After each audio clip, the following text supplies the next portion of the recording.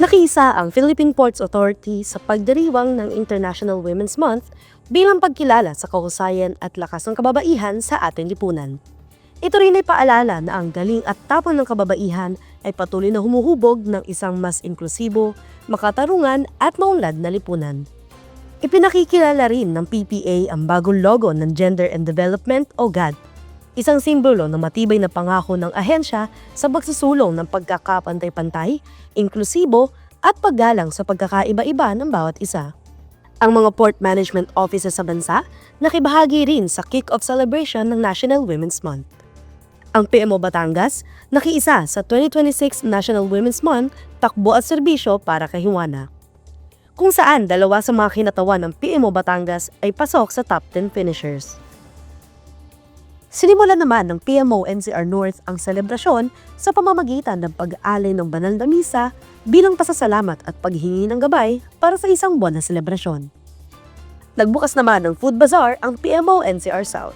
Kalahok sa nasabing Food Bazaar ang iba't ibang dibisyon kabilang na ang Office of the Port Manager, Real Estate Management Division, Port Police Division, MICT Division, TMO Pasig, Resource Management Division Finance Section, at Resource Management Division Administrative Section.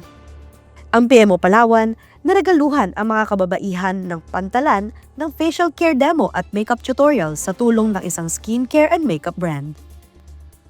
Nagkaroon din ng vegetable planting gaya ng okra, kangkong, talong at sili mula sa hardin ng gulayan sa pantalan. Ang PMO Masbate, binigyang pugay ang mga mahalagang papel ng kababaihan sa lipunan, kung saan nagkaroon ng pagtatanghal at pagbabahagi ng kwento na nagpapakita ng lakas at kontribusyon ng kababaihan. Nagsagawa rin ng film showing kung saan tinalakay ang advokasya at kahalagahan ng National Women's Month. Sa Visayas at Mindanao Cluster naman, nagsagawa ang PMO Negros Oriental Siquijor ng lecture training tungkol sa women empowerment at self-confidence in leadership nitong ika-4 ng Marso sa Port of Dumaguete. Naging resource speaker dito si Dr. Alana Leilani Narciso ng Silliman University.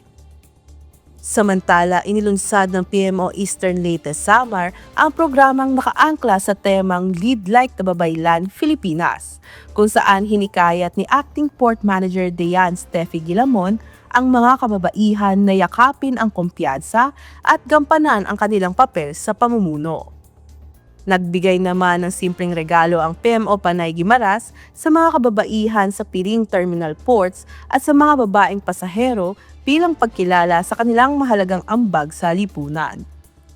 Nakilahok din ang PMO Agusan sa National Women's Month Kick-Off Ceremony sa Caraga State University, kung saan tampok ang talakayan sa Gender Fair Language at Reporting na pinangunahan ng Commission on Human Rights.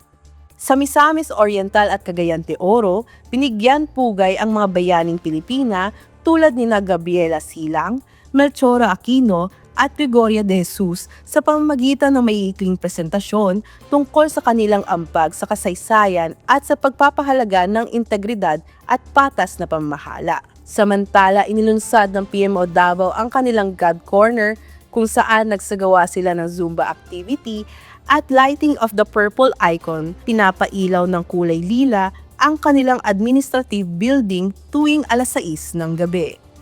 Namahagi naman ng sweet purple treats ang PMO Surigao sa mga kababaihan sa kanilang pantalan. Habang nagbigay naman ng simpleng token ang PMO Zamboanga del Norte sa mga babaeng pasahero sa Port of Dapitan. Sa Zamboanga City naman, nagsagawa ng film viewing activity ang PMO Zamboanga para sa kanilang mga empleyado bilang bahagi ng pagdiriwang.